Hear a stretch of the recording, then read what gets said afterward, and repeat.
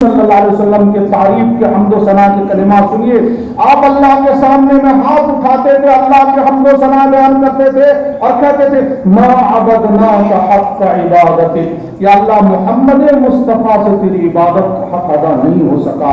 وما عرفناک حق معرفتک, یا اللہ تیری معرفت تیری پہچان کا حق مجھ سے ادا نہیں ہو سکا.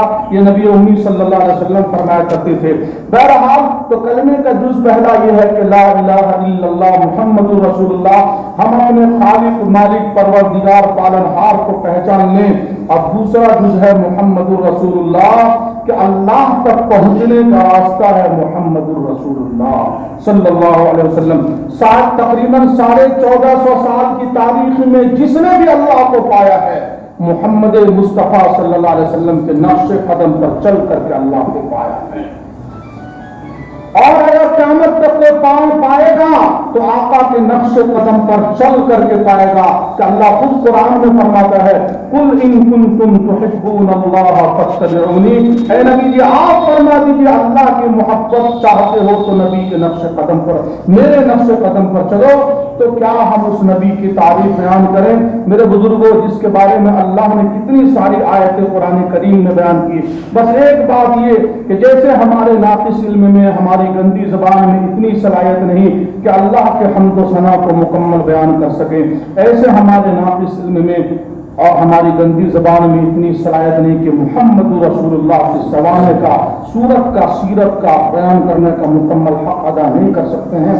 بس اتنا کہا جا سکتا ہے کہ ساری دنیا نے جو کچھ کہا ہے اس کو ایک پڑھنے میں رکھ دیا جائے, اور حسان ابن ثابت نے جو کچھ کہا تھا اس کو ایک پڑھنے میں رکھ دیا جائے, تو شاید حسان ابن ثابت والا پڑھنا بھاری ہو جائے گا کہ دنیا نے جو کچھ کہا ہے مصطفیٰ کو دیکھے بغیر کہا ہے, اور حسان ابن ثابت نے جو کچھ کہا تھا وہ آقا کو دیکھ کر کے کہا تھا. آقا منبر پر جب وہ فوز ہوتے تھے اور سامنے کھڑے ہو کر کے حسان ابن ثابت گنگنا رہے ہوتے تھے وَأَحْسَنَ مِنْكَ لَمْ تَرَ قَطُّ عَيْنِي وَأَجْمَلَ مِنْكَ لَمْ تَلِدِ النِّسَاءُ خُلِقْتَ مُبَرَّأً مِنْ كُلِّ عَيْبٍ كَأَنَّكَ قَدْ خُلِقْتَ كَمَا تَشَاءُ وَأَحْسَنَ مِنْكَ لَمْ تَرَ قَطُّ عَيْنِي, آپ سے بہتر انسان آج تک کسی آنکھ نے نہیں دیکھا ہوگا. وَأَجْمَلَ مِنْكَ لَمْ تَلِدِ النِّسَاءُ, آپ سے خوبصورت بچہ آج تک کسی ماں نے نہیں جہا ہوگا. خُلِقْتَ مُبَرَّأً مِنْ كُلِّ عَيْبٍ, اور عیب سے پاک صاف کر کے اللہ نے آپ کو پیدا فرمایا تھا. كَأَنَّكَ قَدْ خُلِقْتَ كَمَا تَشَاءُ, گویا کہ اللہ نے آپ کو ایسے ہی پیدا فرمایا تھا جیسا کہ آپ نے خود چاہا ہو.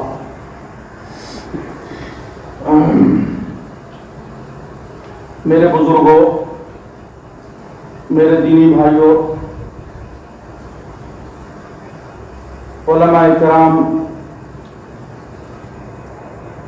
ایک حدیث, بعض حدیثیں مدرسے کے طلباء کو, علماء کو یاد نہیں کرنے پر جو خود بخود یاد ہوتی ہے. انما الاعمال بالنیات کو یاد کرتا ہے خود بخود یاد ہو جاتی ہے. اصحابی کا نجوم کو یاد کرتا ہے خود بخود یاد. بہت ساری حدیثیں ہیں, اتنے چرچے میں, اتنے تذکروں میں وہ حدیثیں رہتی ہیں خود بخود یاد ہو جاتی ہے. تو اصحابی کا نجوم بأیہم اقتدیتم اہتدیتم, اس حدیث کے اندر میں آپ علیہ الصلوۃ والسلام نے صحابہ کے مقام اور مرتبے کو بیان کیا. میرے صحابہ ستاروں کے مانند ہیں, جس کے نقش قدم پر چلو گے اللہ تم کو ہدایت دے دے گا. اب یہ حدیث تو سب کو یاد ہے, سب جانتے ہیں یہ صحابہ کے بارے میں ہے. اب میں علماء کے بارے میں ایک روایت سناتا ہوں, بالکل یہی الفاظ ہیں, بلکہ صحابہ میں تھوڑا اجمال کے ساتھ ہے, تھوڑا شارٹ کٹ ہے, اور علماء والی حدیث تھوڑی تفصیل کے ساتھ ہے, تھوڑا لمبا کر کے آپ نے بیان کیا. اصحابی کالنجوم, آپ نے فرمایا میرے صحابہ ستاروں کے مانند ہیں, اور علماء کے بارے میں آپ نے فرمایا ان مثل العلماء کمثل النجوم فی السماء. وہی بات ہے نا, اصحابی کالنجوم, میرے صحابہ تو ستاروں کے مانند ہیں, اور آپ نے علماء کے بارے میں فرمایا ان مثل العلماء کمثل النجوم فی السماء, علماء کی مثال ایسے جیسے آسمان کی ستارے. صحابہ والی روایت میں آپ نے فرمایا اصحابی کالنجوم بأیہم اقتدیتم اہتدیتم, علماء والی روایت میں آپ نے بیان فرمایا ان مثل العلماء कमसल النجوم في السماء يهتدى بها في ظلمات البر والبحر. علماء کی مثال ایسے جیسا آسمان کے ستارے.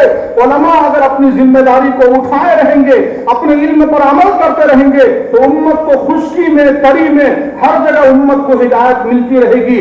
علماء کی رہبری سے, رہنمائی سے, علماء کے وجود سے, علماء کے مقام اور مرتبے کو بیان کرتے ہوئے آپ علیہ الصلوۃ والسلام نے دوسری حدیث میں بیان فرمایا, اقتو عالما, اے میری امت عالم بن کر کے دنیا میں زندہ رہنا. اگر یہ شرف نہیں حاصل ہو سکا, او متعلما, تو طالب علم بن کر کے زندہ رہنا. اور اگر یہ بھی نہیں بن سکے تو او مستمعا, علماء کی بات کو دھیان توجہ سے سننا. اور اگر یہ بھی نہیں بن سکے تو آخری درجہ چوتھا نمبر, او محبا, علماء سے محبت کرنا, علماء سے محبت کرنا, علماء سے محبت کرنا. اور اگر چار میں سے کوئی ایک نہ بن سکے, نہ عالم بن سکے, نہ طالب علم بن سکے, نہ ان کی بات کو دھیان سے سننے کی توفیق تو ان کو مل رہی ہے, نہ علماء سے محبت کرنے والے بن سکے, تو آپ نے فرمایا خبردار, ولا تکن خامسا, پانچواں بننے کی کوشش مت کرنا. والخامسۃ ان تبغض العلم واهله, پانچواں یہ ہے کہ کسی کو علم سے, علماء سے بغض ہو جائے, علماء سے نفرت ہو جائے, علماء سے عداوت ہو جائے, علماء سے دشمنی ہو جائے. ہم آپ کون ہوتے ہیں علماء کو تولنے والے, علماء پہ حساب لگانے والے, علماء کو ناپنے والے, چائے دکان میں چائے کی چسکی لے کر کے علماء پر تبصرے کرنے والے, جبکہ آقائے نامدار تاجدار مدینہ جناب محمد رسول اللہ صلی اللہ علیہ وسلم نے بیان فرمایا, کل قیامت کے دن میدان محشر ایک منظر کشی آپ نے کی ہے. ان اللہ عز وجل یقول للعلماء, اللہ تبارک و تعالی ساری دنیا کے سامنے میں میدان محشر میں علماء سے بیان فرمائیں گے. علماء سے کہیں گے کیا, اذا قعد على کرسیہ لفصل عبادہ, جب اللہ تبارک و تعالی اپنی کرسی پر بندوں کے درمیان فیصلہ کرنے کے لیے جلوہ افروز ہوں گے, تو اللہ تبارک و تعالی فرمائے گا, پوری دنیا کو بتانے کے لیے علماء سے اللہ فرمائیں گے, انی لم اجعل علمی وحلمی فیکم, اے میرے علماء, میں نے اپنا علم اور حلم تم کو اس لیے دیا تھا, الا وانا اريد ان اغفر لكم, کہ آج تم سب کو معاف کرنا ہے, ولا ابالی, اور کسی نے ماں کا دودھ نہیں پیا ہے کہ مجھ سے پوچھ لے کہ تم نے علماء کو کیوں معاف کیا ہے. اتنا اونچا مقام و مرتبہ ہے. اور وہ تو ابو داؤد شریف کی روایت, مشہور روایت, آپ علیہ الصلوۃ والسلام کو بیان کرتے ہیں, من سلک طریقا یلتمس فیہ علما, جو بھی علم کے راستے پر چلتا ہے, سلک اللہ بہ طریقا الی الجنہ, اللہ تبارک و تعالی اس کو گویا کہ علم کے راستے پر چلا رہا ہے. ہم دیکھتے ہیں کہ بچہ مکتب اور مدرسے کی طرف جا رہا ہے, حقیقت میں وہ جنت الفردوس کی طرف جا رہا ہے.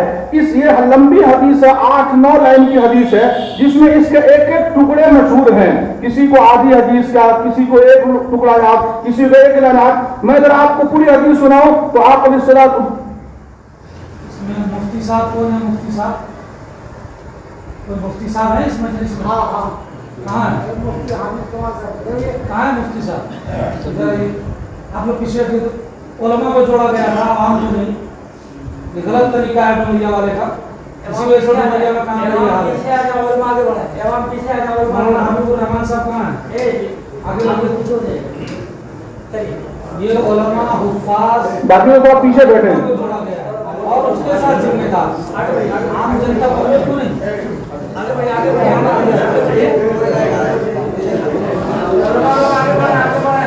جو علماء ہیں, حفاظ ہیں, ائمہ ہیں, ان سے بات کرنا ہے, ان کی بات آپ کو سننے کا ہے.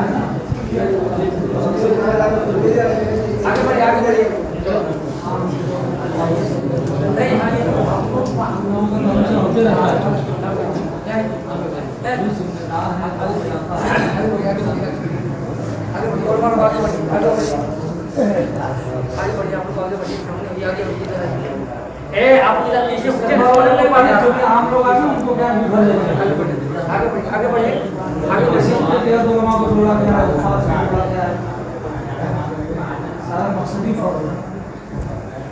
عالم ہے.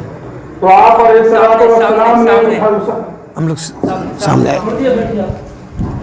سامنے آئیے آپ لوگ, سامنے آئیے آپ لوگ. حافظ مطیع الرحمان سامنے ہوئیے بھائی, کیا پیچھے بیٹھے ہیں, کھڑے ہوئیے چلیے وہاں سامنے ہوئیے, سامنے بیٹھے. وعلیکم السلام. خیریت سے.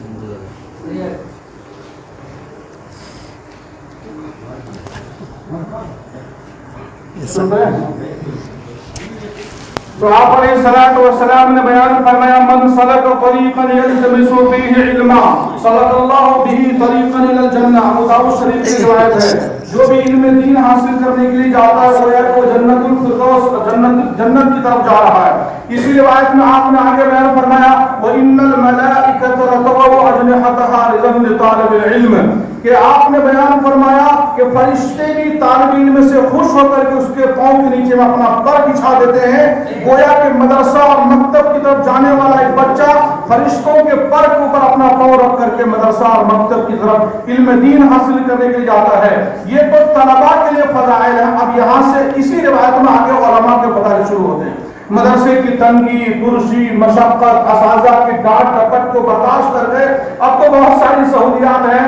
ہم لوگ ابھی 2007 میں ہمارے فراغت دارالعلوم دیوبند سے تو سن 2006 میں موبائل آنا شروع ہوا تھا اور 7 تک میں تو خوب آ گیا تھا. لیکن اس سے پہلے 3 میں 4 میں 2 میں 1 میں خطوں کی دعوت زمانہ تھا. کبھی منجانر پہنچا، کبھی نہیں پہنچا، کبھی 3 مہینے میں، کبھی 6 مہینے میں، کبھی راستے میں رہ گیا.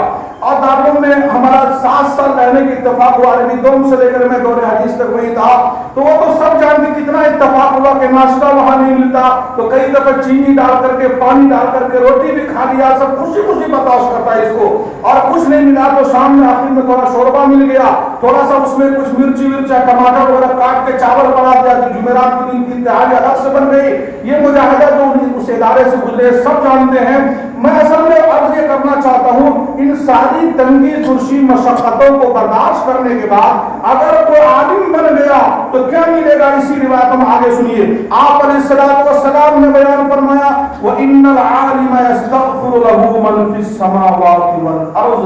عالم دین کے لیے 7 زمین 7 آسمان میں جتنی مخلوق ہے ساری اس کے لیے مغفرت کی دعا کرتی ہے. ہے اس سے آگے کوئی اور فضیلت؟ کسی کے ذہن میں یہ بات آئے کہ خشکی کے مخلوق کے بارے میں آپ فرما رہے ہیں تو آگے آپ نے الگ سے بیان فرمایا اسی روایت میں وَالْحِيتَانُ فِي جَوْفِ الْمَاءِ. سمندر کے اندر میں جو مچھلیاں ہیں، سمندر میں جو سینکڑوں ہزاروں قسم کی مخلوق ہے، وہ سمندر کے مخلوق بھی، مچھلیاں بھی عالم دین کے لیے مغفرت کی دعا مانگتی ہے.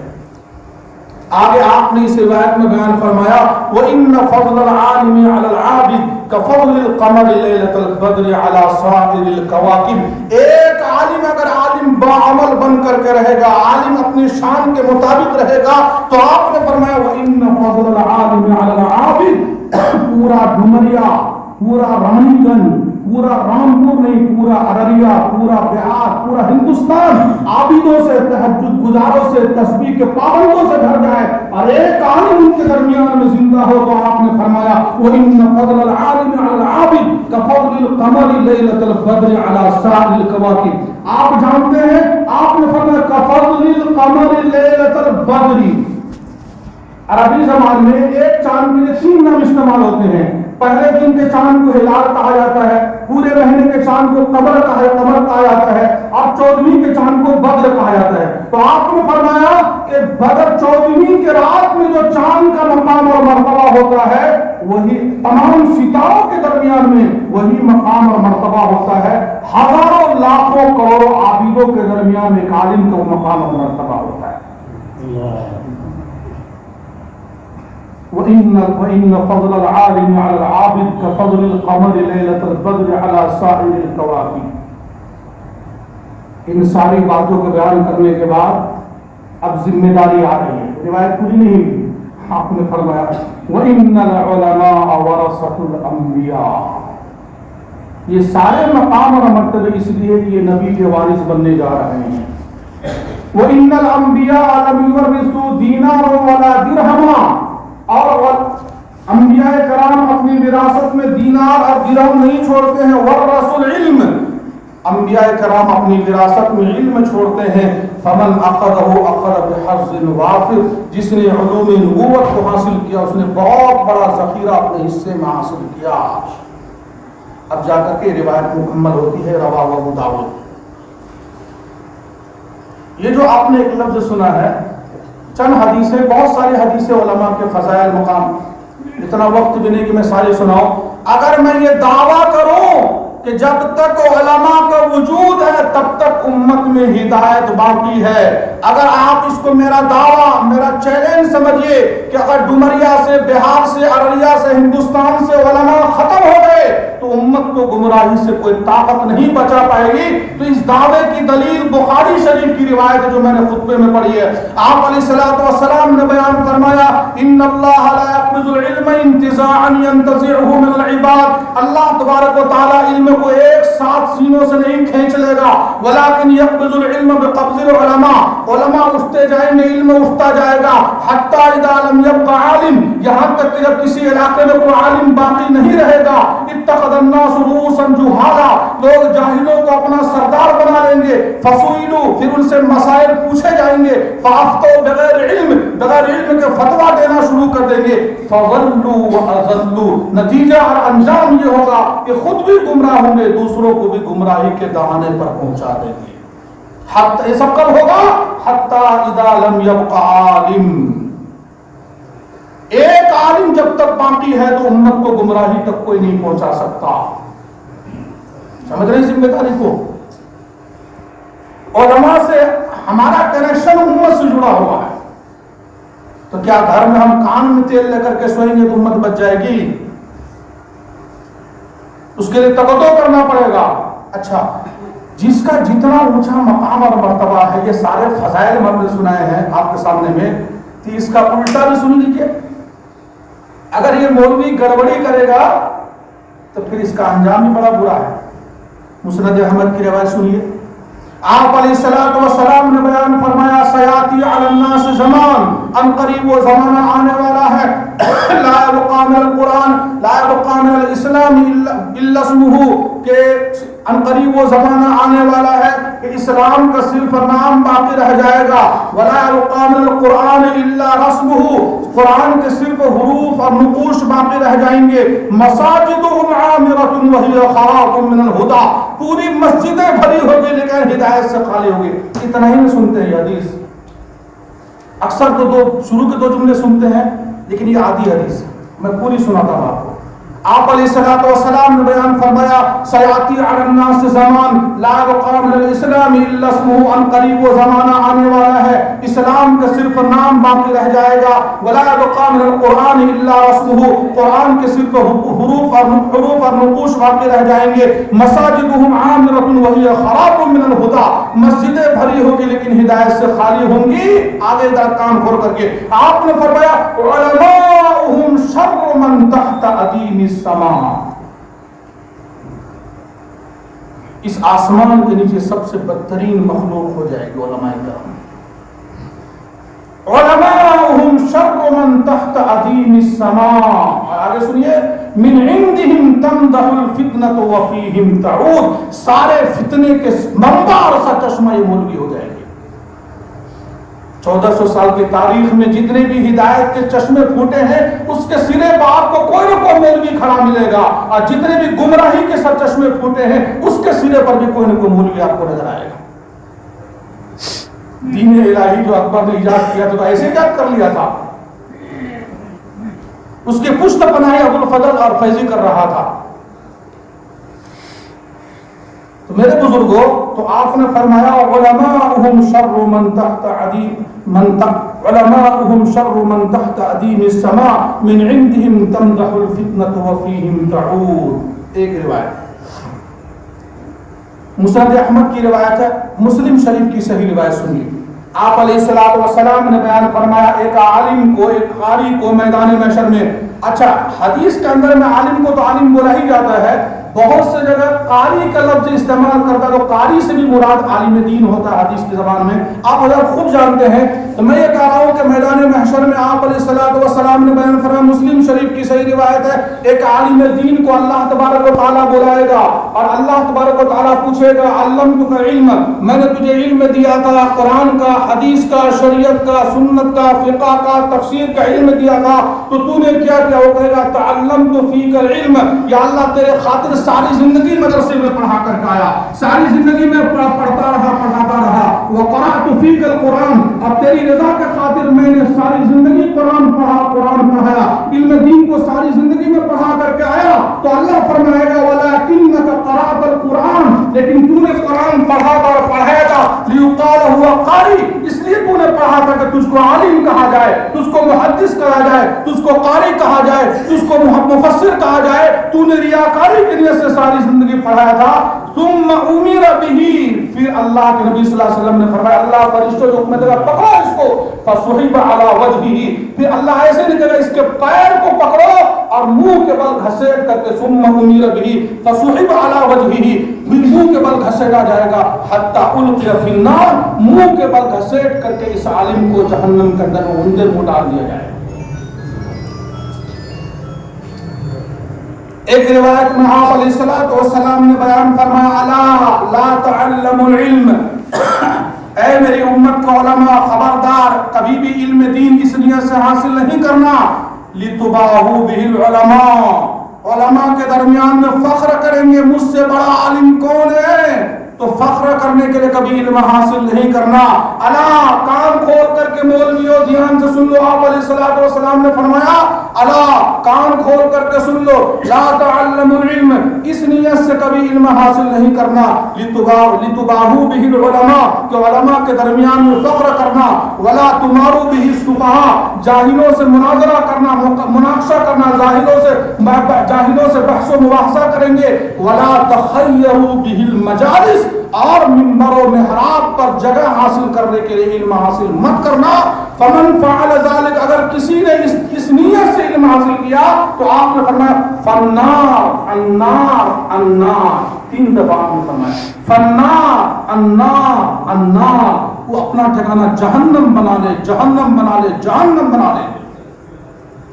متفق علیہ روایت, من کذب علی متعمدا فلیتبوأ مقعده من النار, اکثر کو یاد بھی حدیث, میری طرف ایک بات بھی جھوٹی کسی نے نسبت کی تو اپنا ٹھکانہ جہنم بنا لے. ایک روایت میں آپ علیہ السلام نے بیان فرمایا تعوذوا باللہ من جب الحزن. علی صاحب رکھ دیجئے, پلانے وہ سب شروع کے, بس بہت کم وقت ہے, رکھ دیجئے, آپ تھوڑا سا دکان پہ جائیے, بیٹھ جائیے, آپ یہاں بیٹھ جائیے, آپ بھی بیٹھے. یہ کوئی جلسہ تھوڑے 2-4 گھنٹے, مجھے 8 بجے تک کا ٹائم دیا گیا, اب میرا ٹائم رہ گیا 43 منٹ.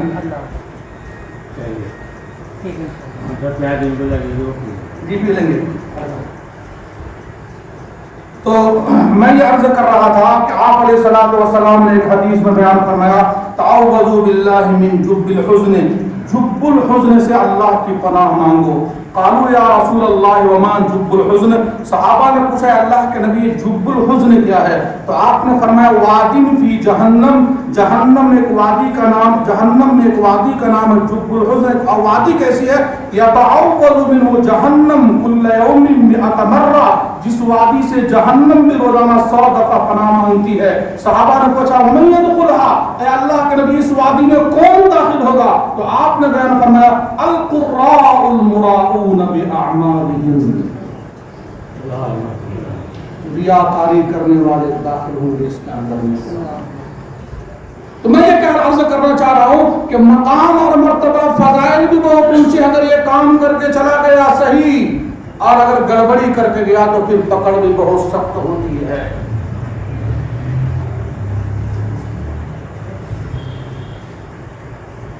تمام علماء کا سردار 1400 سال کی تاریخ میں جتنے علماء پیدا ہوئے اور قیامت تک پیدا ہوں گے, تمام علماء کا سردار حضرت معاذ بن جبل کو کہا جاتا ہے. ان کے علماء کے سردار ہونے کی 2 وجہ ہے. بہت ساری حدیثوں میں یہ بات ملتی ہے کہ کل قیامت کے دن تمام علماء کا جھنڈا حضرت معاذ بن جبل کے ہاتھ میں ہوگا میدان محشر میں. تو جھنڈا کس کے ہاتھ میں ہوگا, سردار کے ہاتھ میں جھنڈا ہوتا ہے. بہت ساری حدیثوں میں یہ بات ملتی ہے کہ کل قیامت کے دن علماء کا جھنڈا میدان محشر میں حضرت معاذ بن جبل رضی اللہ تعالیٰ عنہ کے ہاتھ میں ہوگا. ایک وجہ. دوسری وجہ ان کے علماء کے سردار ہونے کی, ایک موقع پر آپ علیہ السلام نے بیان کروایا اعلمهم بالحلال والحرام، میری امت میں حلال و حرام یعنی فقہی مسائل کے سب سے بڑے جانکار حضرت معاذ بن جبل ہیں۔ علماء کے سردار ہونے کی بھی دو وجہ ہیں۔ ان کو آپ علیہ السلام نے یمن کا گورنر بنا کر کے روانہ کیا، آپ جانتے ہیں اور بیانات وغیرہ میں سنتے رہتے ہیں کہ 7 میل تک یا 7 کلومیٹر تک آپ علیہ السلام ان کو چھوڑنے کے لیے گئے اور یہ سواری پر سوار تھے۔ رسول اللہ صلی اللہ علیہ وسلم نیچے چل رہے تھے اور راستے میں آپ علیہ السلام ان سے بات چیت بھی فرما رہے تھے، سوال جواب بھی ہو رہا تھا اور بہت ساری ہدایت بھی آپ فرما رہے تھے۔ اور آپ علیہ السلام نے یہ جو یمن کی طرف روانہ کرتے ہوئے ان کو بھیج رہے تھے، اسی درمیان میں آپ نے پوچھا تھا بما تقضی یا معاذ، اے معاذ تمہارے سامنے میں مسائل آئیں گے تو تم کیسے فیصلہ کرو گے، گورنر بنا کر کے تم کو بھیج رہا ہوں۔ تو انہوں نے جواب دیا تھا بکتاب اللہ، اے اللہ کے نبی میں قرآن کریم سے کتاب اللہ سے فیصلہ کروں گا۔ پھر آپ نے پوچھا فَإِن لَّمْ تَجِدْ فِيهِ، اگر قرآن میں کوئی مسئلہ نہیں ملا تو پھر کیا کرو گے؟ انہوں نے عرض کیا بسنت رسول اللہ، اے اللہ کے نبی آپ کی سنت کو حدیث کو دیکھ کر کے فیصلہ کروں گا۔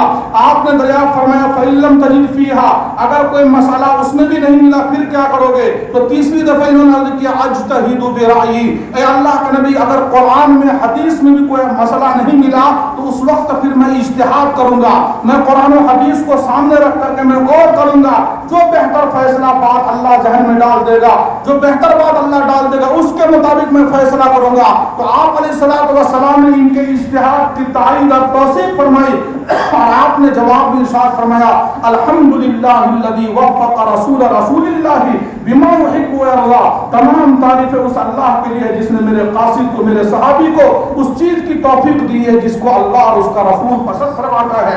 ایک نصیحت، دوسری آپ علیہ السلام نے ان سے نصیحت فرمائی، علماء کے سردار کو نصیحت کرنے کے واسطے سے گویا کہ پوری امت کو، علماء کو آپ نصیحت فرما رہے ہیں۔ دوسری نصیحت آپ نے بیان فرمائی ایاک والتناعم، معاذ ناز و نعمت اور ٹھاٹ بات کی زندگی سے ہمیشہ اپنے آپ کو بچا کر کے رکھنا۔ فَإِنَّ عِبَادَ اللَّهِ لَيْسُوا بِالْمُتَنَعِّمِينَ، اس لیے کہ اللہ کے نیک بندے ناز و نعمت زیادہ ٹیپ ٹاپ چمک دمک ٹھاٹ بات میں نہیں رہتے ہیں۔ دو نصیحت ہو گئی۔ تیسری آپ نے بیان فرمائی وَاتَّقِي دَعْوَةَ الْمَظْلُومِ، معاذ ہمیشہ اپنے آپ کو مظلوم کے بد دعا سے بچاتے رہنا۔ فَإِنَّهُ لَا حِجَابَ بَيْنَهُ وَبَيْنَ اللَّهِ، اس لیے کہ جب مظلوم کی آہ نکلتی ہے تو پل جھپکنے سے پہلے اللہ ساتوں آسمان کے دروازوں کو کھول دیتا ہے۔ تین باتیں ہو گئی۔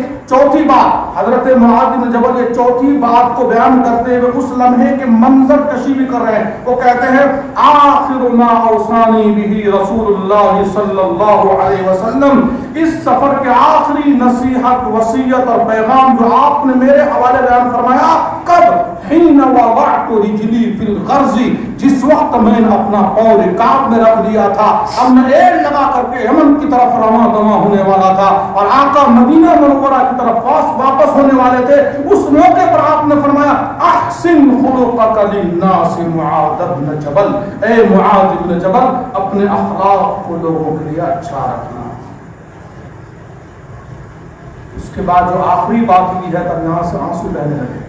معاذ اب جب کبھی لوٹ کر کے آؤ گے مدینہ تو شاید میری قبر کے اوپر سے تمہارا گزر ہوگا۔ ہے کوئی ٹائم متعین؟ 3 دن، 10 دن، 40 دن، 4 مہینہ، 1 سال، 2 سال، 3 سال، کیا؟ صحابہ کو ایک مشن دے کے، ایک کام دے کے، مقصد کو بھیجا گیا، اس میں جتنا وقت لگ جائے کام پورا کر کے آپ کو واپس آنا ہے۔ کام پورا ہو گیا زندگی میں تو واپس آئے، نہیں تو وہیں پر قبر بن گئی۔ لیکن ان سے آپ نے فرمایا تھا کہ اب جب کبھی لوٹ کر کے آؤ گے تو میری قبر کے اوپر سے گزر ہوگا، تو اس بات میں گارنٹی ہے کہ واپسی ان کی ہوگی مدینہ منورہ، ہے نا گارنٹی اس میں؟ اس کے بعد کیا ہوا معلوم ہے؟ حضرت معاذ بن جبل رضی اللہ تعالیٰ عنہ بھی رونے لگے۔ ایک بچے کو جو ماں باپ سے محبت ہو، اس سے لاکھوں کروڑوں گنا زیادہ آپ علیہ الصلوۃ والسلام سے صحابہ کی محبت۔ پھانسی کے پھندے پر میں تڑپ رہے ہیں حضرت خبیب رضی اللہ تعالیٰ عنہ. پوچھا نا کہ تم کو ہٹا کر کے محمد مصطفیٰ کو چڑھا دیں. اس بات سے میں پھانسی سے ہٹنے کو تیار نہیں کہ مجھے پھانسی سے بری کر دیا جائے, دوبارہ زندگی مل جائے اور میرے آقا کے پاؤں میں کانٹا بھی چبھ جائے, تب بھی میں پھانسی سے ہٹنے کو تیار نہیں. جب جسم چھلنی ہونے لگی تو آخری کلمات جو نکلے ہیں, فلست ابالی حین اقتل مسلما, فلست ابالی حین اقتل مسلما على ای جنب کان فی اللہ مصرعی وذاک فی ذات الالہ وان یشاء یبارک علی اوصال شلو ممزعی. ارے اگر ایمان پر ایمان سلامت ہے پھانسی کے پھندے پر بھی تو خبیب کو کوئی پرواہ نہیں. فلست ابالی حین اقتل مسلما على ای جنب کان فی اللہ مصرعی. دل میں ایمان رہنا چاہیے کس حال میں پہنچ رہا ہوں, لیکن ایمان باقی ہے تو کوئی پرواہ نہیں. اور سن لو اے کفار مکہ, اے کافرو, وذاک فی ذات الالہ وان یشاء, یہ سب کچھ اللہ کے دین کی خاطر میرا جسم چھلنی ہو رہا ہے. وان یشاء یبارک علی اوصال شلو ممزعی, اللہ اس بات کی طاقت رکھتا ہے کہ اللہ چاہے گا ان ٹکڑے ٹکڑے اعضاء کو بابرکت بنا کر کے میدان محشر میں کھڑا کرے گا. اور اس کے بعد جب آخری سانس ان کے پھانسی کے پھندے پر اور روح نکل کر کے نکلنے والی تھی تو آخری جملہ بھی ان کی زبان سے نکلا, اللہم بلغ سلامی محمدا, اللہم بلغ سلامی محمدا, اللہم بلغ سلامی محمدا. کہ اللہ خبیب کا آخری سلام میرے نبی کو پہنچا دینا, کہ اللہ خبیب کا آخری سلام میرے نبی کو پہنچا دینا, کہ اللہ خبیب کا آخری سلام میرے نبی کو پہنچا دینا. یہ کہتے کہتے زبان بند ہو گئی.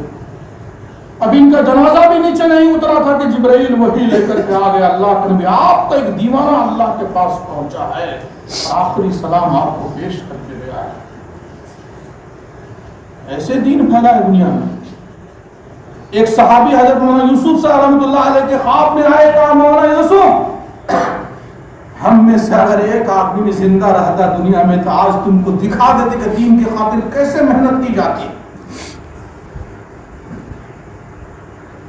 ایسے محنت ہوتی ہے.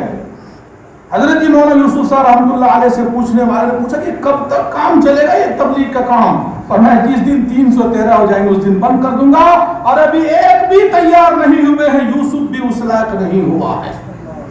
اللہ, میں یہ عرض کر رہا تھا کہ ان کے جو ہے صحابہ کا عجیب جذبہ ہوتا تھا, آپ علیہ السلام سے عجیب تعلق تھا.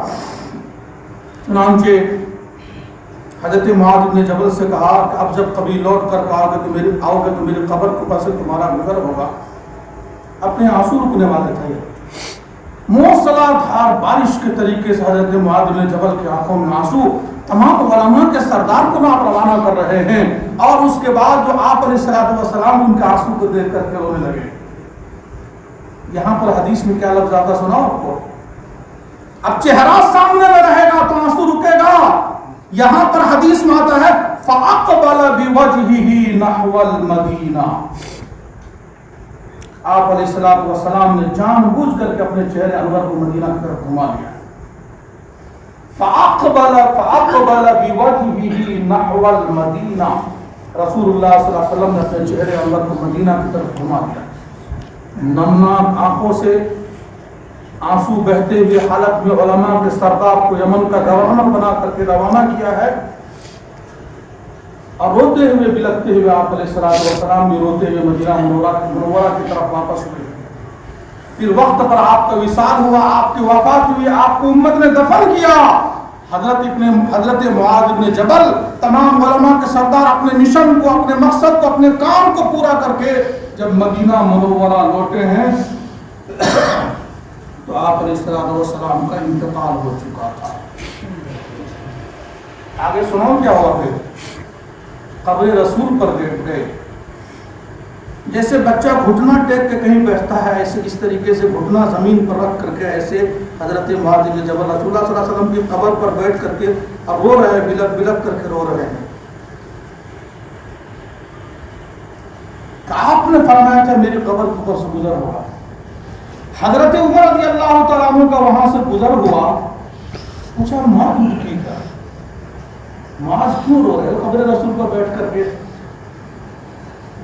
قبر رسول پر بیٹھ کر کے آنسو بہاتے ہوئے جو جواب دیا ہے اس کو ذرا دل کے کانوں سے سنیے گا. کہا میں اس لیے رو رہا ہوں حدیث سمعته من رسول اللہ صلی اللہ علیہ وسلم, رسول اللہ صلی اللہ علیہ وسلم, اور اس قبر والے کی حدیث یاد کر کے رو رہا ہوں. وہ ذرا دل کے کانوں سے حدیث سنتے چلیے گا. انہوں نے قبر رسول پر بیٹھ کر کے حدیث سنائی کہ میں نے ایک موقع پر آپ علیہ الصلوۃ والسلام کو فرماتے ہوئے سنا تھا, ان اللہ عز وجل يحب الابرار الاتقیاء الاخفیاء الذين اذا غابوا لم يفتقدوا واذا حضروا لم يعرفوا قلوبهم مصابيح الهدى يخرجون من كل غبراء مظلمة. یہ پوری حدیث قبر رسول پر بیٹھ کر کے روتے ہوئے حضرت عمر رضی اللہ تعالیٰ عنہ کے سوال کرنے پر حضرت معاذ بن جبل نے وہاں پر سنائی.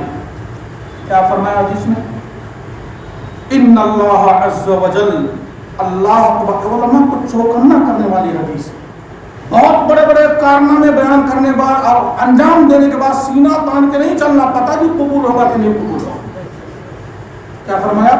ان اللہ عز وجل, اللہ تبارک و تعالی یحب الابرار, ایسے بندوں کو پسند فرماتا ہے جو نیک ہوں. بارون کی جمع کرا, الاتقیاء جو تقوی والے ہوں, تقیون کی جمع کیا, الاخفیاء جو چھپے ہوئے ہیں, تیسرا لفظ ہے, نیک ہوں, تقوی والے ہوں, گمنام ہوں, چھپے ہوئے ہوں, کوئی ان کو جانتا نہیں ہو. اور ابرار الاتقیاء کی وضاحت آگے نہیں, الاخفیاء کے اور کھول رہے ہیں اس کو.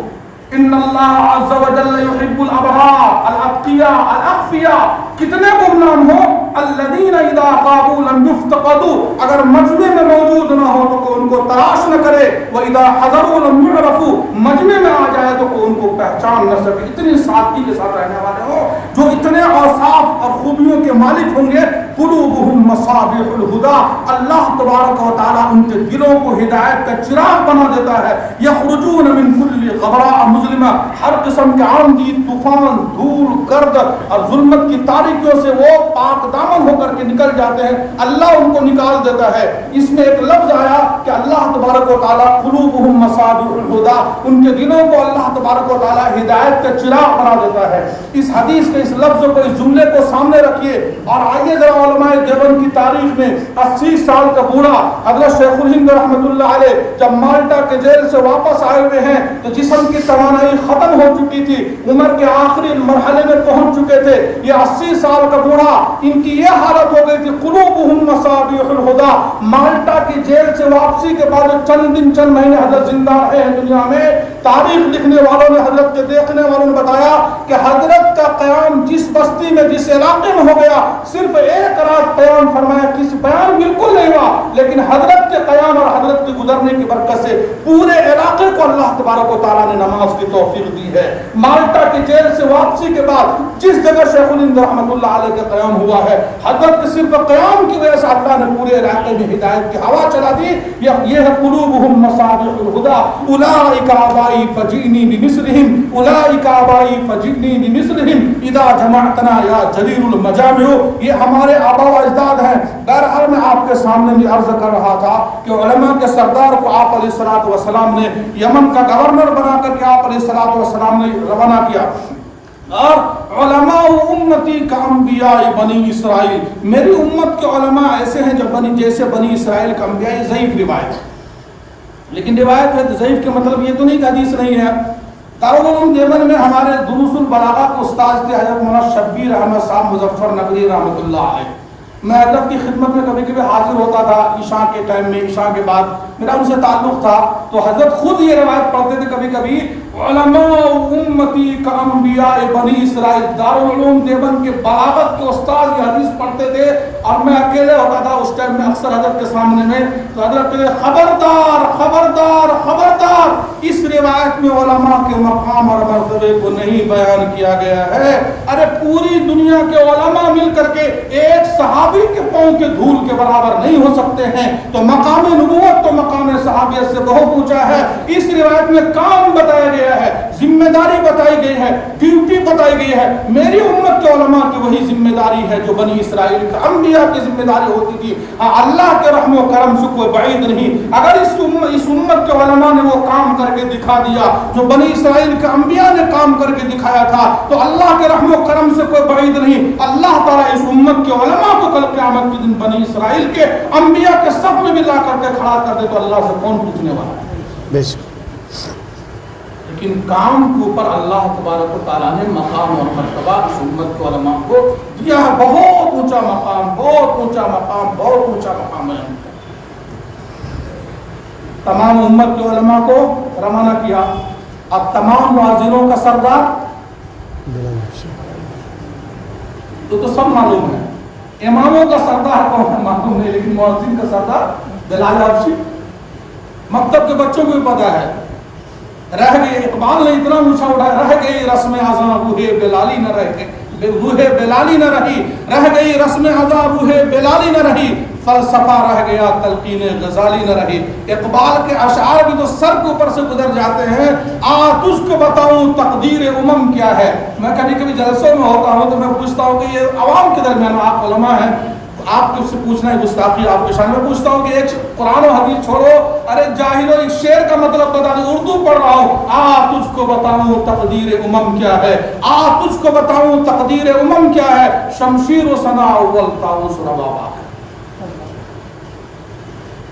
تو بہرحال میں یہ عرض کر رہا تھا کہ تمام علماء کے سردار کی کہانی مختصر میں نے آپ کو سنائی. تمام امام صاحب کہتے کہ ہم کیسے جائیں چلا چار میں, مؤذن صاحب کہتے کہ ہم کیسے جائیں.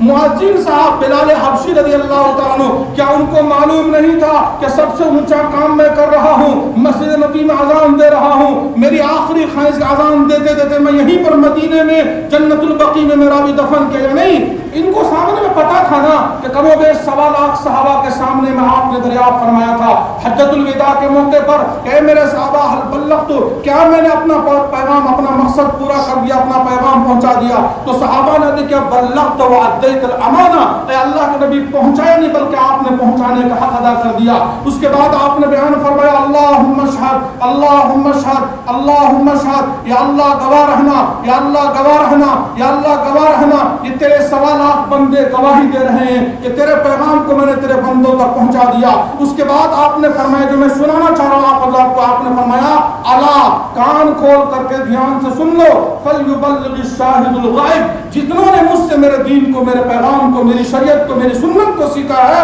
قیامت تک آنے والے ایک ایک انسان تک پہنچانے کی ذمہ داری تمہارے کندھوں پر ڈال کر کے جا رہا ہوں. چاہے امام ہو, چاہے مؤذن ہو, چاہے عالم ہو, چاہے دیہاتی ہو, چاہے کم پڑھا لکھا ہو, ہر ایک کے اوپر آپ نے ذمہ داری ڈالی. چنانچہ تاریخ لکھنے والے بتاتے ہیں اس وقت آپ علیہ الصلوۃ والسلام کے سامنے میں 1 سے 1.25 لاکھ صحابہ موجود تھے, اور مکہ مدینہ کی تاریخ اٹھا کر کے دیکھیے تو 10 سے 15 ہزار صحابہ کی قبریں زیادہ سے زیادہ مکہ مدینہ میں ملتی ہے. باقی تقریباً 1 لاکھ صحابہ پوری دنیا میں پھیل گئے. کسی کی قبر یمن میں, کسی کی قبر عراق میں, کسی کی قبر مسلم دنیا میں, کسی کی قبر فلسطین میں, کوئی سمندر کے کنارے سو گئے, کوئی پہاڑ کے وادی میں سو گئے. پوری دنیا میں صحابہ پھیل گئے. آپ تو جانے دیجئے بلال حبشی مؤذن کے سردار ہیں, یہ بھی آپ علیہ الصلوۃ والسلام کی وفات کے بعد اپنا جھولا جھنڈا بستر اٹھایا, یہ بھی مدینہ سے باہر نکل گئے. 40 دن کے لیے نکلے تھے, چلہ کے لیے نکلے تھے, 4 مہینے سال کے لیے, موت تک کے لیے, کب تک کے لیے, موت تک کے لیے. حضرت شیخ الحدیث رحمۃ اللہ علیہ نے فضائل اعمال میں لکھا ہے, خواب میں دیکھا ایک دن آپ علیہ الصلوۃ والسلام کو, حضرت بلال حبشی کے خواب میں آقا ہے تو فرمایا کہ بلال کیا ظلم ہے کہ کبھی مدینہ نہیں آتے ہو. تو کہنے لگے ارادہ تو تھا کہ زندگی میں کبھی واپس نہیں ہوں گا, لیکن آقا نے کہا تو اب جانا پڑے گا. پھر وہی موقع جب مدینہ پہنچے ہیں تو حضرت حسن حسین نے درخواست لگائی, ایک دفعہ نانا کے زمانے کی اذان سنا دیجیے. کا یہ بھی ارادہ تھا کہ اذان بھی اب نہیں دوں گا, لیکن لاڈلوں کی درخواست کا انکار کیسے کیا جائے گا. جو بلندی پر کھڑے ہو کر کے کان میں انگلی ڈالی ہے, اس منظر کو کھینچا ہے اقبال نے, رہ گئی رسم اذان روح بلالی نہ رہی, رہ گئی رسم اذان روح بلالی نہ رہی, فلسفہ رہ گیا تلقین غزل. یہ منظر کھینچ رہے اقبال, فلسفہ رہ گیا تلقین غزالی نہ رہی. وہ جو کان میں انگلی دے کر کے اللہ اکبر کا وہ آواز تھی یا جادو, پورا مدینہ میں کوہرام بپا ہو گیا, ہنگامہ ہلچل بپا ہو گیا, کپڑے پھاڑتے ہوئے لوگ گھروں سے نکل گئے, دل کے تار ہل گئے, کان کے اندر مجھے اذان کی آواز بھی لگتا ہے کہ دل کی دنیا لوگوں کی بدل گئی. یہ مؤذن صاحب بھی مدینہ کو چھوڑ کر کے موت تک نیت کرتے تھے. ایک ایک صحابی کو آپ علیہ السلام نے تیار کیا. اچھا ضرورت پڑنے پر لگتا ہے کہ وہ لکھنے والے لکھا ہے کہ وہ خیر القرون کا قافلے رواں دواں تھے، اس میں سے اللہ نے ایک قافلہ کو علماء دیوبند کی شکل میں روکا تاکہ بعد والوں کو پتا چلے کہ ایسے کام کیا جاتا ہے. تو خیر القرون میں جو قافلے دینداروں کے اور دین کے وفاداروں کے چل رہے تھے، اللہ نے ایک جماعت کو علماء دیوبند کی شکل میں روک لیا تھا کہ بعد والے دیکھیں گے کہ صحابہ ایسے کام کر رہے ہیں. حضرت مولانا عبید اللہ سندھی رحمۃ اللہ علیہ کو حضرت معاذ بن جبل کی کہانی سنے. سیم حضرت مولانا عبید اللہ سندھی رحمۃ اللہ علیہ کو شیخ الہند رحمۃ اللہ علیہ نے روانہ کیا ہے تحریک آزادی کا عنوان دے کر کے. تو تاریخ میں ملتا ہے کہ جس وقت حضرت مولانا عبید اللہ سندھی کو شیخ الہند رحمۃ اللہ علیہ روانہ کر رہے تھے تو داڑھی مونچھ کے بال ان کے نکل رہے تھے. جب یہ مشن کو پورا کر کے لوٹے ہیں تو سر اور داڑھی کے بال ان کے سفید ہو رہے ہیں.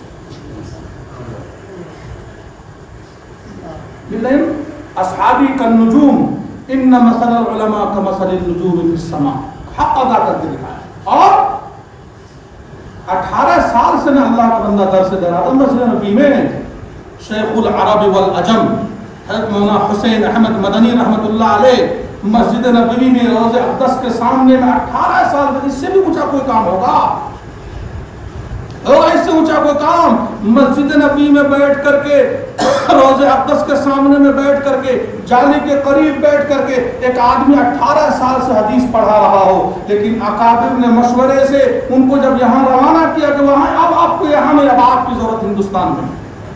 کہہ سکتے تھے نا کوئی چھوٹا کام کر رہا ہوں یہاں پر، حدیث تو پڑھا رہا ہوں یہاں پر بیٹھ کر کے، قال اللہ قال رسول کی 24 گھنٹے صدا اور آخری سانس تک نہیں. اب میں ذرا سا کوشش عرض کر رہا ہوں کہ ضرورت پڑنے پر اکابر نے جگہ کو چھوڑا، مدرسوں کو چھوڑا، درسوں کو چھوڑا، بیچ بیچ میں نکلے. اب امت کو ضرورت ہے شیخ العرب والعجم کی. تو آخری دفعہ جب اکابر نے مشورہ کیا اور خواب میں رسول اللہ صلی اللہ علیہ وسلم کی زیارت ہوئی کہ حسین احمد مدنی اب آپ کو یہاں نہیں رہنا، اب آپ کو ہندوستان کی طرف رواں دواں ہونا ہے، اللہ آپ سے وہاں پر کام لے گا، اب آپ مسجد نبی روضہ اقدس کی قربت کو چھوڑ دیجئے.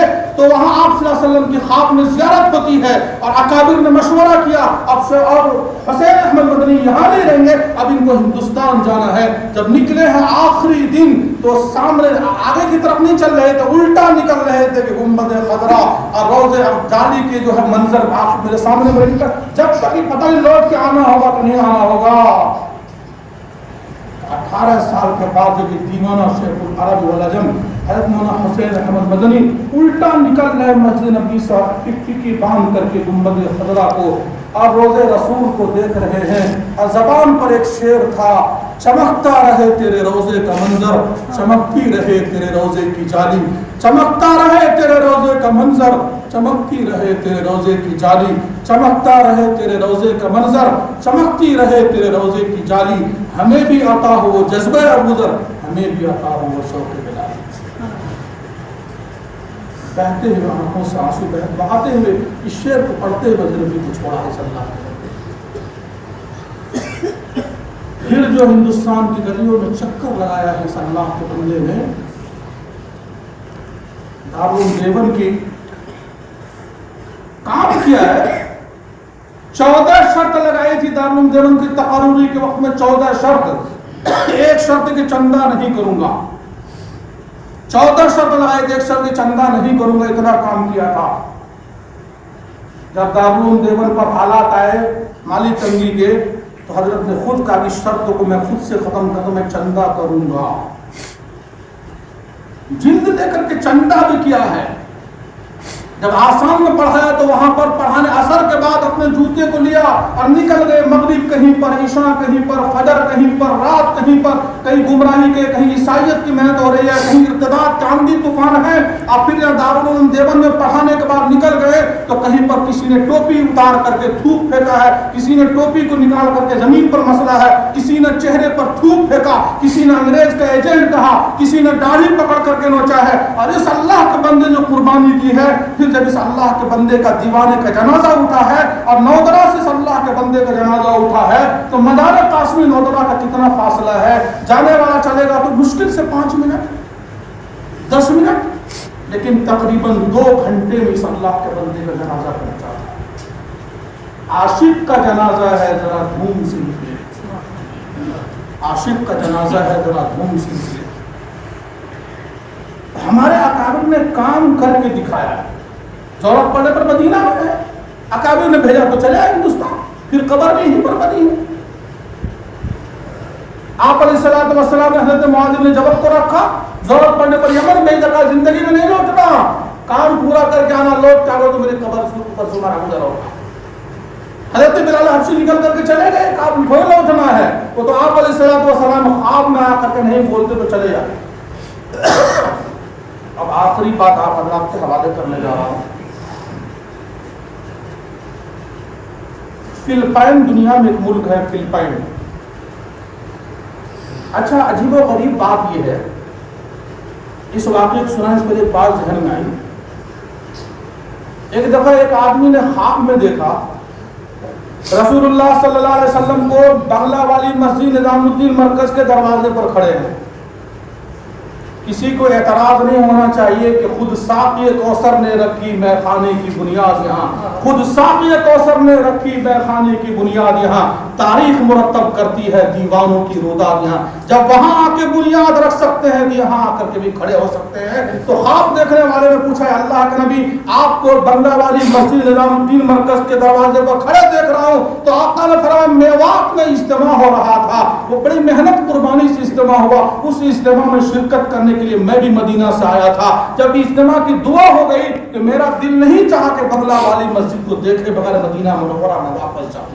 ایسے ہوا, قبول کروایا. چنانچہ ہے مولانا منظور احمد نعمانی رحمۃ اللہ علیہ, حضرت جی مولانا الیاس صاحب رحمۃ اللہ علیہ کے زمانے میں بنگلہ والی مسجد پہنچے تو کہتے ہیں کہ بنگلہ والی مسجد نظام الدین مرکز, دارالعلوم دیوبند, ندوۃ العلماء, مظاہر العلوم سہارنپور, بعض جگہوں کو اکابر نے آنسو بہا کے قبول کروایا ہے. منو ٹنو آنسو بہے ہیں. ادارے آپ اس سے بڑا دارالعلوم دیوبند سے بڑا کام کر رہے ہیں, اس سے 4 گنا 50 گنا. ہمارے استاد مولانا مفتی سعید احمد صاحب پالنپور رحمۃ اللہ علیہ ترمذی پڑھاتے فرمایا تھا, میرے ماموں نے پوچھا کہ جامعہ ازہر میں دارالعلوم دیوبند میں کیا فرق ہے. مفتی سعید صاحب نے فرمایا, میرے ماموں نے پوچھا کہ جامعہ ازہر میں اور دارالعلوم دیوبند میں کیا فرق ہے. میں نے کہا کہ 2 فرق ہے. مفتی سعید صاحب نے کہا, میں نے کہا 2 فرق ہے. ایک فرق ظاہری جسم و جثہ کے اعتبار سے تو جامعہ ازہر ہاتھی ہے, دارالعلوم دیوبند چیونٹی ہے. اور مشن مقصد کے اعتبار سے تو جامعہ ازہر دانشگاہ کا نام ہے اور دارالعلوم دیوبند ایک تحریک کا نام ہے. جامعہ ازہر ایک دانشگاہ کا نام, صرف پڑھنا مقصود ہے, اور دارالعلوم دیوبند صرف پڑھائی کے لیے ایک تحریک کا نام ہے دارالعلوم دیوبند. تو میں آپ کے سامنے میں بہرحال یہ عرض کر رہا تھا کہ حضرت مولانا منظور احمد نعمانی رحمۃ اللہ علیہ جب پہنچے ہیں بنگلہ والی مسجد میں تو شروع دور میں جن لوگوں نے نظام الدین مرکز کو دیکھا 12-1 بجے رات کے بعد وہاں رونے کا سلسلہ شروع ہوتا تھا. کوئی اللہ کی ضربیں لگا رہا, کوئی قرآن کی تلاوت کر رہا, کوئی تسبیح کی پابندی کر رہا, کوئی تہجد میں سجدے میں آنسو بہا رہا, کوئی اللہ کے سامنے میں تڑپ رہا, بلک رہا. یعنی 12-1 بجے رات کے بعد فجر کی اذان تک جیسے مدینہ منورہ میں تڑپنے کی, رونے کی, بلکنے کی صدائیں, ایسے بنگلہ والی مسجد نظام الدین مرکز میں تڑپنے, بلکنے اور آہو پھونکا کی صدائیں آتی تھی. مولانا منظور احمد نعمانی رحمۃ اللہ علیہ کا بھی تہجد پڑھنے کا بھی وقت ہوتا ہے. اس ساری رات یہ آہو پھونکا ہے تو کیسے سوئے گا آدمی یہاں پر. آخر پہر میں آدمی آدھا 1 گھنٹہ پہلے اٹھے گا, کچھ ذکر اذکار تلاوت گئی, پوری رات جو اللہ کی ضربیں لگا رہا تھا, نیند آئی یہاں پر. تو کہا اگلی رات جو ہے بغل میں جا کے کہیں پر ہم جا کر کے سو جائیں. تو اگلی رات چپ چاپ وہ کالی والی مسجد کالی جس کو کہتے ہیں, مولانا منظور احمد نعمانی رحمۃ اللہ علیہ کہا کہ چپ چاپ یہاں چلے جائے گا, پھر یہی شروع کرے گا.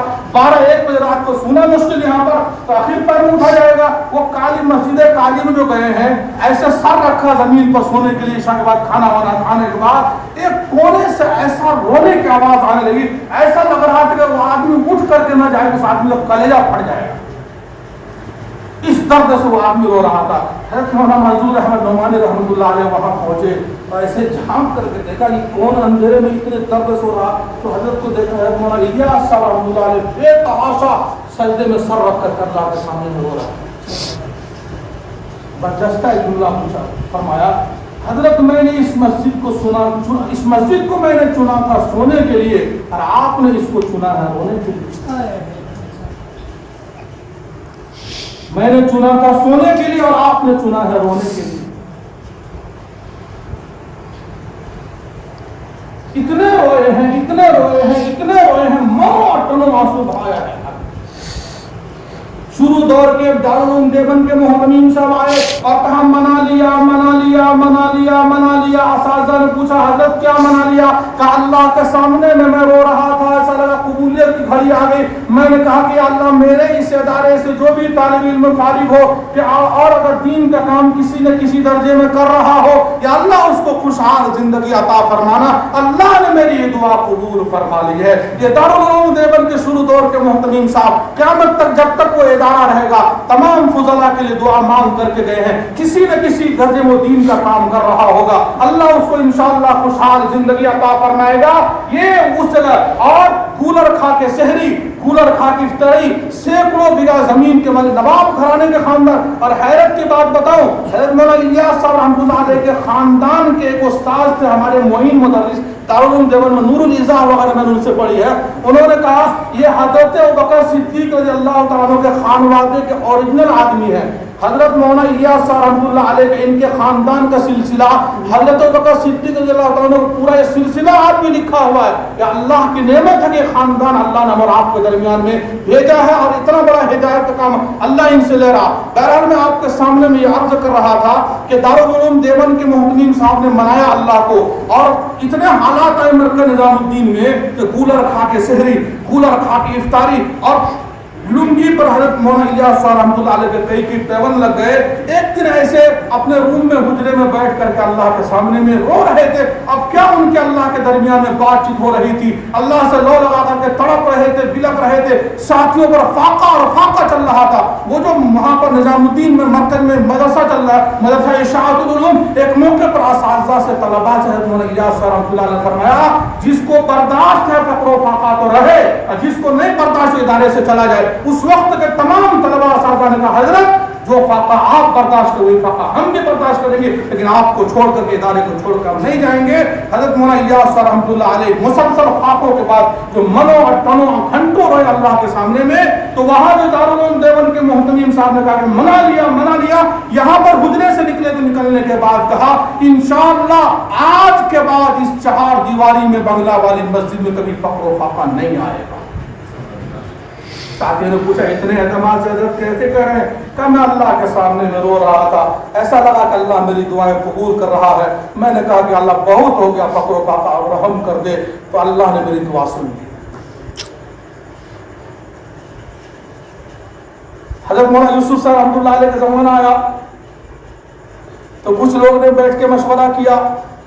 وہ بڑے حضرت سے اللہ سے لینے والے, اب تو مجمع بھی بہت ہو گیا ہے, ایک ٹائم کا کھانا نظام الدین مرکز سے, ایک ٹائم کا ساتھی خود انتظام کریں گے.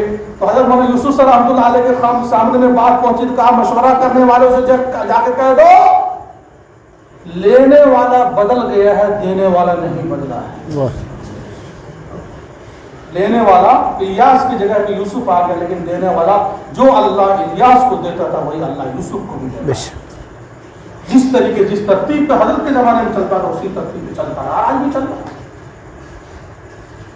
تو کہنے کا مقصد یہ ہے کہ ہمارے اکابر نے دارالعلوم دیوبند کو, ندوۃ العلماء کو, بنگلہ والی مسجد کو, مظاہر العلوم کو, امارت شریعہ کو ایسے کھڑے ہو گیا ہے. اس کے پیچھے مو اور ٹنو آنسو بہائے. وہ حضرت حاجی عابد صاحب, وہ حاجی امداد اللہ صاحب مہاجر مکی رحمۃ اللہ علیہ کو جب دارالعلوم دیوبند کے شروع کا اساتذہ اکابر نے کہا حضرت ہم لوگوں نے ایک مدرسہ قائم کیا دیوبند میں, تو حاجی امداد اللہ صاحب ہنسنے لگے, تم لوگوں نے قائم کیا مدرسہ؟ مو اور ٹنو آنسو بہایا ہم نے, کتنے ناک رگڑے اللہ کے سامنے میں, کتنا تعجب میں روئے ہیں, تب جا کے مدرسہ قائم ہوا ہے, ایسے نہیں قائم ہوا ہے. تو کنیکشن اور رابطہ جڑا ہوا. نیپال میں اجتماع ہوا چند سال پہلے, سب کو معلوم ہے, بہت سارے حضرات گئے بھی ہوں گے. نیپال کی تاریخ کا پہلا بڑا اجتماع, تو وہاں پر اس وقت حالات ہے بہت سارے, وہ جوگبنی کا بارڈر, بھنڈا باڑی کا بارڈر, بہت سارے بارڈر سیل ہو گئے تھے. معلوم ہوگا آپ لوگوں کو, بہت دور تک لینے لگے. جب ہم اس اجتماع میں پہنچے تو اکابر کے حضرت مولانا سعد صاحب کا جو خیمہ تھا اس خیمے میں ہم پہنچے, تو نظام الدین کے اکابر کے سامنے میں گیا. میں نے کہا کہ ان کو حالات معلوم نہیں ہوں گے تو میں بتا دیتا ہوں. تو میں نے کہا کہ حضرت مولانا عبدالستار صاحب، جن سے میں نے کہا کہ حضرت یہ نیپال انڈیا کا بارڈر تو مکمل سیل ہو گیا تھا، سینکڑوں ہزاروں گاڑیاں ایک ایک بارڈر پہ لگی ہوئی تھی، یہاں کے وہاں کے نیتاؤں نے، ذمہ داروں نے، بڑے لوگوں نے کوشش کی تب یہ بارڈر کھلا. تو ہنسنے لگے، کہا کہ یہاں کے نیتاؤں سے یہ کھلا ہے بارڈر. ارے یہ قافلہ جب یہاں نظام الدین مرکز کا یہاں پر پہنچا، حضرت کو معلوم ہوا کہ بارڈر سیل ہو گیا. اسی وقت حضرت نے یہاں سے فون لگایا مکہ کے ساتھیوں کو، کہا کہ پوری جماعت تیار کرو مکہ کے ساتھیوں کو، زمزم کے پانی سے وضو کر کے، بیت اللہ کا طواف کر کے، مقام ابراہیم پر نماز کر کے، اعتکاف کی نیت سے بیٹھ کر کے، وہاں پر بیت اللہ کی چادر پکڑ کر کے اللہ کے سامنے میں رو کہ اجتماع کے لیے بارڈر کھلوا دو. وہاں سے کنیکشن جڑا ہے تب یہاں کا دروازہ. اللہ اللہ. نظر تھوڑے آتا ہے میرے بزرگوں، وہ تو 313 کو لے کر کے بدر کے میدان میں گئے ہیں اور وہاں پر جو کھڑا کیا ہے تو 313 کو تو کھڑا کر دیا. اور صحابی رسول کہتے ہیں ما منا الا نائم، اتنے تھکے ہوئے تھے، ما منا الا نائم. 313 میں ایک بھی نہیں جاگا، سب سو گئے. 313 میں ایک بھی جاگے ہوئے نہیں، سب سو گئے. ما منا الا نائم. بدر کی رات کی کہانی سنانے الا رسول اللہ صلی اللہ علیہ وسلم. لیکن 313 کو آپ نے سلا دیا اور آپ ایک کیا تحت شجرۃ، رسول اللہ صلی اللہ علیہ وسلم ایک درخت کے نیچے کھڑے ہو گئے. یصلی ویبکی یصلی ویبکی یصلی ویبکی، نماز پڑھتے رہے روتے رہے، نماز پڑھتے رہے روتے رہے، نماز پڑھتے رہے روتے رہے، یہاں تک کہ دعا مانگتے مانگتے ایک موقع پر کہا اللہم ان تہلک هذه العصابہ لن تعبد علی الارض ابدا. کہ اللہ 14 15 سال 10 12 13 سال کی محنت کے نتیجے میں محمد مصطفیٰ سے جو کچھ ہو سکا وہ 313 کی شکل میں نے تیرے سامنے میں پیش کر دیا. اللہم ان تہلک هذه العصابہ، کہ اللہ 313 کی تو مدد نہیں کرے گا تو لن تعبد علی الارض ابدا، قیامت تک تیرا ہوئے زمین پر نام لینے والا، عبادت کرنے والا کوئی باقی نہیں رہے گا. حضرت ابوبکر صدیق رضی اللہ تعالیٰ عنہ کی آنکھ کھل گئی تو کہا اللہ کے نبی کتنا روئیں گے، بس کر دیجئے، اللہ مدد اتار دے گا. مکہ کی گلیوں میں اس طریقے سے آپ کو گھسیٹا جانا اور آپ کا وہاں در در کی ٹھوکر کھانا اور مدینہ منورہ کی 2 سال کی محنتیں اور ہجرت کی صعوبتیں کے برداشت کرنے کے نتیجے میں وہ سارے آنسو، ساری قربانیاں 313 کو بدر کے میدان میں جمع فرمایا اور ساری رات کے آنسو ملے ہیں. تو اللہ آیت نازل فرماتا ہے یمددکم ربکم بخمسۃ آلاف من الملائکۃ مسومین. اب دعا قبول ہو رہے، کل بدر کے میدان میں 5000 فرشتہ اترے گا. اب یہ 313 نہیں رہیں گے، 5313 ہونے والے ہیں کل صبح. یہ اب پھر جو مدد آئی ہے، ایک موقع پر آپ علیہ الصلوۃ والسلام نے مٹھی میں مٹی لے کر کے دم کر کے کفار کے جمگٹے پر پھینکا تو اللہ نے فرمایا وما رمیت اذ رمیت ولکن اللہ رمی.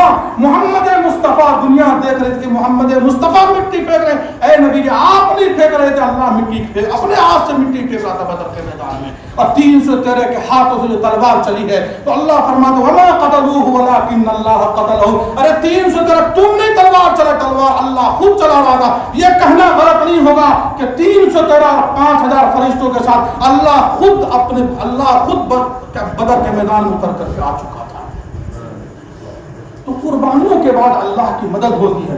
ہمارے اکابر نے شروع دور سے قبول کروایا، مسجد نبی کو قبول کروایا، وہاں پر محنتیں ہوئی.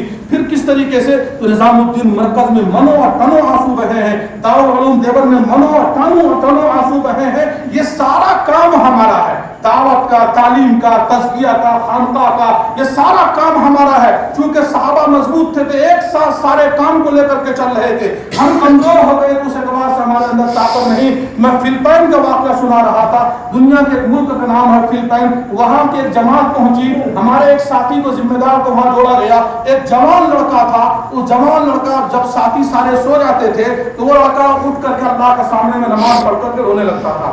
تو وہ ہندوستان کے جو ساتھی اس میں ترجمان کے طور پر جوڑے گئے تھے، ایک دن پوچھا کہ بھئی سب ساتھی سو جاتے تم کیوں روتے ہو؟ مجھے نیند نہیں آتی جلدی، میں 2 بجے سے روتا ہوں. فلپائن میں اکثریت مسلمانوں کی تھی. جب عیسائیوں نے محنت شروع کی ہے فلپائن کے اندر میں تو علماء اپنے اپنے کام میں لگے تھے. کوئی مدرسہ چلا رہا، کوئی خانقاہ چلا رہا، کوئی دکان چلا رہا، کوئی نیتا گیری کر رہا، کوئی اپنے تبلیغ میں لگا ہوا، کوئی چلا لگا رہا. اپنے اپنے اعتبار سے علماء کام کر رہے تھے، لیکن حالات کے آندھی طوفان پر نگاہ نہیں تھی. ابو الحسن علی رحمۃ اللہ فرماتے ہیں کہ پورے ہندوستان میں سارے لوگ تہجد گزار کر گئے. لیکن امت کے سیاسی شعور کو اگر بیدار نہیں کیا گیا تو 5 وقت کی نماز پڑھنا یہاں مشکل ہو جائے گا. بہت دور اندیشی کی بات ہے. تو فرمایا کہ سارے علماء اپنے اپنے کام میں لگے ہوئے تھے, عیسائی اپنے کام میں لگے تھے. ایک رات پورے فلپائن کے تمام مسجد, تمام مدرسوں پر ایک ہی رات میں عیسائیوں نے اپنا جھنڈا لگا دیا. واقعے کو سنتے جائیے گا اور جس دیش میں بیٹھے یہاں کے حالات کو بھی سوچتے چلیے. صبح جو عیسائی مشنریاں اتری ہے میدان میں اور کام کرنا شروع کیا تھا, ہم آپ تو مطمئن ہیں کہ ارتداد کہیں ہے, مرتد کہیں ہو رہا ہے, حالات کہیں ہیں. میں ابھی ہم کو جو لینے گئے تھے قاری صاحب, میں ان کو کہا میں دن مندر یہاں تو تقریباً ڈومریا میں 22 مساجد ہے, بیچ میں ایک بھی غیر نہیں ہے. اس کے بیچ میں ہمارے دن مندر میں ایک لائن میں 54 مساجد ہے, 12 اسکول ہے, 8 مدرسے ہیں, اس میں ایک بھی غیر مسلم نہیں ہے. دن مندی کا چوک جہاں ختم ہوا تو ہوتا ہے اگلا چوک 1 کلومیٹر کی دوری پر, وہاں سے ہندو شروع ہوتا ہے. یہ دن مندی کے چوک سے اگلے 1 کلومیٹر کے جو دوسرا چوک ہے یہ ہندوؤں کا علاقہ, 1 کلومیٹر میں 7 مسلمان لڑکی ہندو بن کے رہ رہی ہے. کتنے لڑکی؟ 7 مسلمان لڑکی ہندو بن کر کے رہ رہی ہے. 3 سال پہلے کی رپورٹ آپ کو بتا رہا ہوں. کہ عیسائیوں نے محنت شروع کیا تو اس وہ لڑکا کہنے لگا میرے والد صاحب مکمل بخاری شریف تک پڑھے ہوئے عالم دین تھے, میرے والد صاحب بھی مرتد بن کر کے عیسائی بن گئے. مسلم شریف کی صحیح روایت میں آپ علیہ السلام نے فرمایا بادروا بالاعمال فتنا كقطع الليل المظلم, میری امت فتنے کے وقت کے آنے سے پہلے چوکنا رہنا.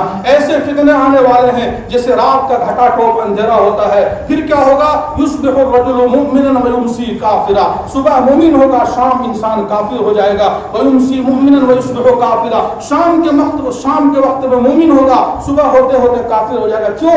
يبيع دينه بعرض من الدنيا, دنیا کے روپیے پیسے عزت عہدے سامان کے بدلے میں مسلمان ایمان بیچنا شروع کر دے گئے. مسلم شریف کی صحیح روایت ہے, حضرت ابو ہریرہ رضی اللہ تعالیٰ عنہ اس حدیث کے راوی ہے. اس روایت کو سامنے رکھ کر کے کہانی مختصر سن لیجئے. کہا جب عیسائیوں نے محنت شروع کی تو میرے والد صاحب بخاری شریف تک پڑھے ہوئے مکمل عالم دین تھے, وہ بھی عیسائی بن گئے, مرتد ہو گئے. میں مکمل حافظ قرآن تھا, میرے والد صاحب نے سمجھا بجھا کر کے مجھے بھی عیسائی بنا دیا. اب میں 2 وجہ سے اتنا روتا ہوں کہ بخاری شریف تک پڑھے ہوئے عالم دین تھے لیکن اسی ارتداد کی حالت میں ان کی موت ہو گئی. لگے گی آگ تو آئیں گے گھر کئی صدمے, لگے گی آگ تو آئیں گے گھر کئی صدمے. یہاں پر صرف ہمارا ہی مقام تھوڑی ہے, مطمئن نہ رہیے کہ کہیں اور کی کہانی سنا ہے. ہزاروں کی تعداد میں اس بہار میں لڑکیاں مرتد ہو کر کے غیروں کے گھر جا چکی ہے. ہم اپنے گھر کو مطمئن نہ رہے. وہ جو دجال کے آنے کے وقت میں ڈھائیں ایمان بیچے گا وہ سب آنے والا ہے. محنت یہ چلے گی, اس قسم کا ماحول بنا دیا جائے کہ آٹومیٹک باپ تک ایمان بیچ کر جائیں گے. کہا 2 وجہ سے روتا ہوں. ایک تو یہ کہ میرے والد صاحب ارتداد کی حالت میں ان کی موت ہوگا, ان کا کیا ہوگا اللہ کے سامنے. دوسرا جب میں حافظ قرآن تھا, میں جب عیسائی بنا تو میں نے محنت کر کے کتنے لڑکوں کو عیسائی بنا دیا. اللہ بھلا کرے تبلیغی جماعت والوں کا. یہ تبلیغی جماعت نظام الدین مرکز سے پہنچی, ان کے آنے پر ہمیں بھولا ہوا سبق یاد دلایا تو ہم سینکڑوں ہزاروں کی تعداد میں ہم لوگوں نے اسلام قبول کیا. اب جن لوگوں کو میں نے جن مسلمانوں کو سمجھا کر کے عیسائی بنا دیا تھا ان کو میں تلاش کر کے دوبارہ کیسے مسلمان بناؤں گا. اگر زندگی میں دوبارہ نہیں مل سکے وہ لوگ تو حوض کوثر پر اگر رسول اللہ صلی اللہ علیہ وسلم نے پوچھ دیا تو میں کیا جواب دوں گا. تو ابا کو یاد کر کے میں روتا ہوں, اور دوسرا میں ان لوگوں کو جن کو میں نے گمراہ کیا تھا عیسائی بنایا تھا ان کو یاد کر کے روتا. تو علماء کرام مطمئن نہ رہے. ابو الفضل فیضی دونوں میں سے کسی ایک سے پوچھا, پیٹ پہ ہاتھ کر رہا تھا کہ بغیر نقطہ کے پورے قرآن کی تفسیر لکھ دیا, اتنا بڑا عالم ہو تم, اتنے بڑے جانکار, تو کیا کر رہے ہو تم دین الہی کی بنیاد رکھ کے. ایسے پیٹ پر ہاتھ پھیر کے کہا ارتداد کے مزے لے رہا ہوں, الحاد کے مزے لے رہا ہوں. हालात ऐसे पैदा किए जा रहे हैं उलमा कराम, अगर उम्मत को नहीं संभालिएगा इर्तिदाद की तरफ, हम जिस मोहल्ले में रह रहे हैं कितनों का बिस्मिल्लाह सही नहीं, कितनों का कलमा सही नहीं, कितने लोग हैं जिनकी बीवियों का सूरह फातिहा ठीक नहीं, जिनकी माओं का सूरह फातिहा ठीक नहीं, जिनके घर का औरतों का सूरह फातिहा ठीक नहीं, जिसके मोहल्ले का फातिहा ठीक नहीं, क्या इन लोगों के बारे में अल्लाह हमसे मैदान महशर में नहीं पूछेगा? बहरहाल कहने का मकसद ये, हमारे अकाबिर ने आखिरी सांस तक चैन का सांस नहीं लिया, वक्त पढ़ने पर मदरसों में पढ़ाया, मदीना मुनव्वरा में मस्जिद नबी में बैठ करके पढ़ाया, और ज़रूरत पड़ने पर अकाबिर ने वहां की जगह को छोड़ करके दुनिया में फिरे हैं। और दर्स देने के बाद जो वक्त होता था, किसी मस्जिद में मगरिब पढ़ के, किसी मस्जिद में इशा पढ़ करके, किसी मस्जिद में फजर पढ़ करके उम्मत को संभाला है, उम्मत को संभाला है, उम्मत को संभाला है। अताउल्लाह शाह बुखारी रहमतुल्लाह अलैह से किसी ने आखिर उम्र में पूछा, आपकी जिंदगी कहाँ गुजरी? तो कहा आधी जेल में आधी रेल में। उलमाए देवबंद में बहुत पूछा नाम है अताउल्लाह शाह बुखारी का। कहा अताउल्लाह की आधी जिंदगी जेल में, आधी जिंदगी रेल में। अंग्रेजों ने इनको वक्तन फक्तन जो बंद किया था, पूरी जिंदगी मिलाकर के 18 साल ये जेल में बंद रहे थे।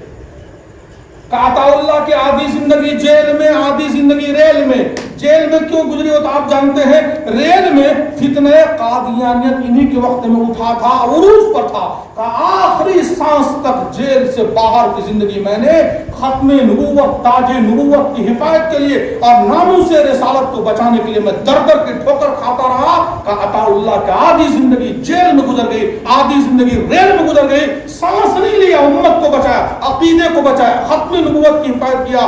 दारुल उलूम देवबंद में मिशकात पढ़ाते हुए हफ्तुल में हज़रत मौलाना क़ारी उस्मान साहब मंसूर पूरी रहमतुल्लाह अलैह ने मिशकात शरीफ खुली हुई वाक़या सुनाया हम लोगों को।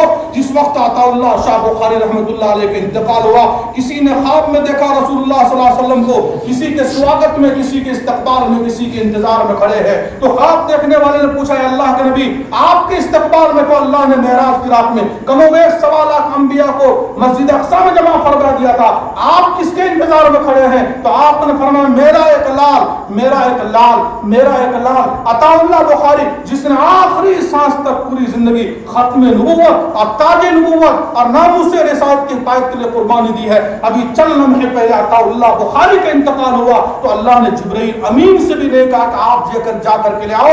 अल्लाह ने मुझसे खुद फरमाया कि ऐ मेरे हबीब, आपका वो लाल जिसने आखिरी सांस तक आपके नामूस की हिफायत के लिए कुर्बानी दी है, उसका इंतकाल हुआ है। मैं चाहता हूं कि अताउल्लाह का इस्तेक़बाल करके खुद अपने आप उसको लेकर के मेरे पास आए।